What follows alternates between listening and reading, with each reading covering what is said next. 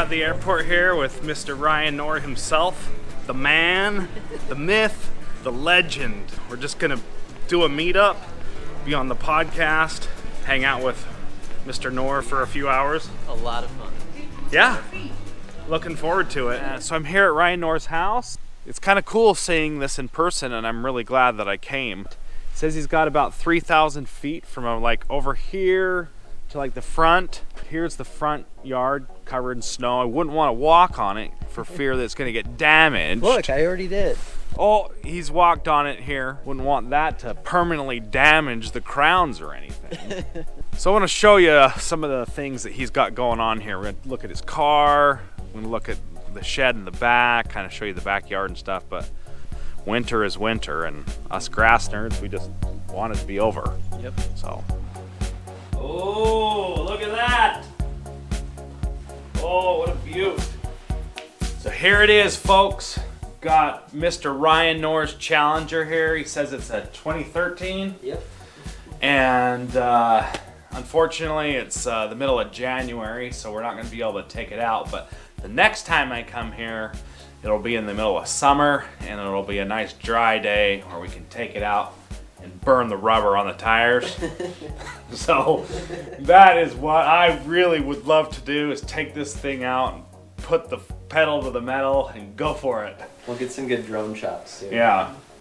So this thing is awesome. It's cool to see it up close. It's this purple color, plum crazy, and it's a beautiful car, I tell you what. So there's quite a bit of frost burn on the tips of there, like that. It actually grew quite a bit from the last cut that I did, because it actually looks kind of shaggy. And it was fairly well trimmed, so it has grown a little bit even though it's been cold. Here's the garden shed right here. It's got this man door here, which is perfect because he's got, you know, his garage over here, and they can just come around here to this man door. And then around the side over here, he's got a big double door here. So let's go in there and take a look. Count the number of mowers he's got in here.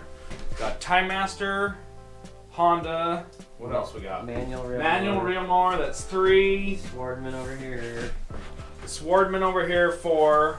I think that's it. That's it? Yeah. Oh, he's lagging behind. He needs to get another couple. Look, there's that lovely spreader. So Ryan's got one of these hose reels here. Need to get him on to the Ely hose reel. Those things are amazing, and they will change your life. Love me a good hose reel, and Ryan's really good at lining out hoses so he can go and set up his sprinkler system. So this tool here, this is super good for leveling. If you're trying to like level out sand or topsoil, you've seen on some of Ryan's videos that he's used this. How much did this cost?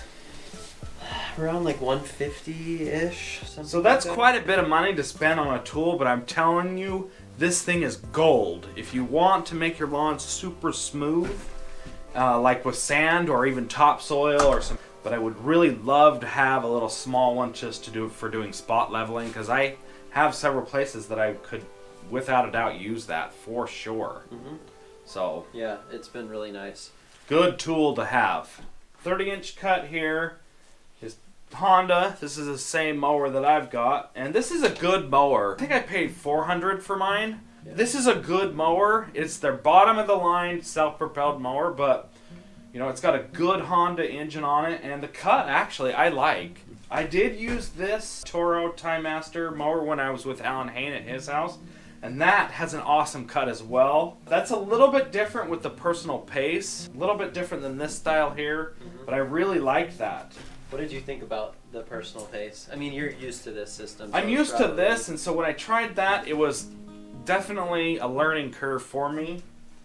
I didn't love it personally, but I think that if I was to use it more often, I would probably like it more. And I started with like this style mower of a Toro. I think it was a super recycler like back in the day. So I learned on that system, so I'm more comfortable with that. This one works fine, but I feel like it's a little bit more kind of weird pull to it until you learn how to ease into the throttle a little bit more. So after mowing with this mower at Alan Hain's house, I would definitely 100% consider getting one of these for my lawn, because it's wide and you can do a big swath at the same time. It's a fantastic mower, and those who have it, like Jeremy of the Greener Lawn, he has one, Alan Hayes has one, Ryan Knorrs has one, and they all love it. So yep, I really like mine. Stripes are nice, and it's an expensive mower, but hey, if you're into mowing and you love to mow, it's a fantastic machine. Anything with a little bit bigger property, the whole name being Time Master, it does save a lot of time. Here is his Swardman reel mower. This is the mower. 10 blade reel on right now, and then this is a 6. So when I was at a little bit higher height, I would usually use the 6, just because it gives you a little bit more space in between. Yep. So as it's going around, it's not missing as many cuts. That one is good, of course, for lower height, because you have a little bit less, but more blades, so it's giving you more of a better cut there. But that one worked. They both still work. Like, I used this at 3/4 of an inch. It works, but that one, you know, works a little better for the shorter cuts. Yep. This is a good mower. What does this thing run, about $2,000 or something like that? I think they start around $2,500 or so. Yeah. So then he's got this Greenworks little manual reel. These are really good when you're doing a renovation or you're seeding, and you don't want to put a heavy machine on there because it kind of will damage the baby grass that's coming up. So this is kind of delicate on there. Where did you get this? I got it on Craigslist. Some guy bought it thinking he was going to get he was just going to do his yard with a green machine. But he quickly realized that he had a large yard and it didn't go so well for him. So I bought it for like $50, something like that. And that's exactly what I did on my renovation. I was like, man, this will be great over there. All I have to do is, there's no roller on the front, there is one on the back. So it kind of does a little bit of striping, but I wanted something that the grass could come in on the front without laying it over, because you know how delicate grass at the beginning, it's just so easily laid over and ripped out. Yeah, it's super delicate. Yep. This is not the kind of mower that you'd want to do a lot of reel mowing with, or like a long-term reel mower. You can, but you're not going to get that awesome kind of cut and that awesome stripe with this type of a machine. You're more so going to want something like this with this Swardman that is gas powered. I mean, this will look good and likely will look better than maybe the ripping of the rotary, but this is just not the ideal machine for doing a big stand of grass. So long term, like you said, maybe not the best overall solution for full time, but for cheap, if you're really looking to get into trying a reel mower, these are like $100 new. Ultimately, if you're grass crazy, you're going to want to get into something like this, or a McLean, or like a grains mower or something like that. But so the last thing that I saw in here that kind of caught my interest was this little spreader here. And this was a spreader that actually I purchased from Lowe's several years ago and used this when I first planted my grass. And I have to say, as small and dinky as this thing looks, it's a fantastic spreader and it works well. Like you said, it's pretty much plastic wheels, all that stuff. It bounces around a little bit, but I've never used anything else, and I've been doing my lawn care for a while now.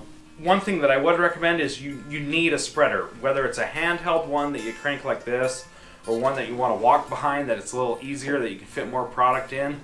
And if you're just getting started, this is a good spreader, and they're cheap, like $30, $40. Yeah. The quality of this thing, as for the pattern spread, it's a good spreader. So that's pretty well the tour of his little shed out here. He's got some good stuff in here. He's got a little bit of organizing to do in the spring, but such is life. That's the kind of stuff. If you look in my garage, it looks just exactly like this. So now we're over here in the backyard. How many feet would you say this is? Outside the fence area plus all of this, I'd say it's around 6,000-ish. That's a pretty good sized backyard. Do you keep this at about 2 or 3 inches? Yeah, last year it was a little bit higher, but I'm normally in the past about 3 inches.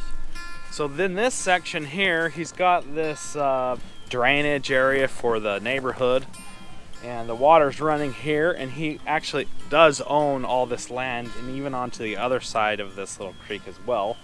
Yeah, so that's pretty well it for today. I just want to thank Ryan Knorrs for allowing me to come out, do the podcast together, and hang out. It's been a lot of fun. Next time I come out here, I definitely want it to be in the summertime when the grass is green and when we can do some mowing. We'll get Ryan out to my house on that triplex and have him mow a little bit with my Greensmaster mower and kind of go from there. So we appreciate you guys. If it wasn't for you guys, we wouldn't be doing this. And our meetup was awesome. Thank you to everyone that came to the meetup. We shouldn't forget that. Yeah, I didn't get a lot of footage of the meetup, but that was way fun. We enjoyed that a lot. And like I said, we really appreciate you guys, and we thank you, and we will see you in the next video. Oh yeah, the first! I'm taking my first, people. You guys are trying to snake me out of my first. This is mine. Got it? I see his whippersnipper over there. And yeah, that's what I'm gonna start calling it that too for Ben. I love when he says that.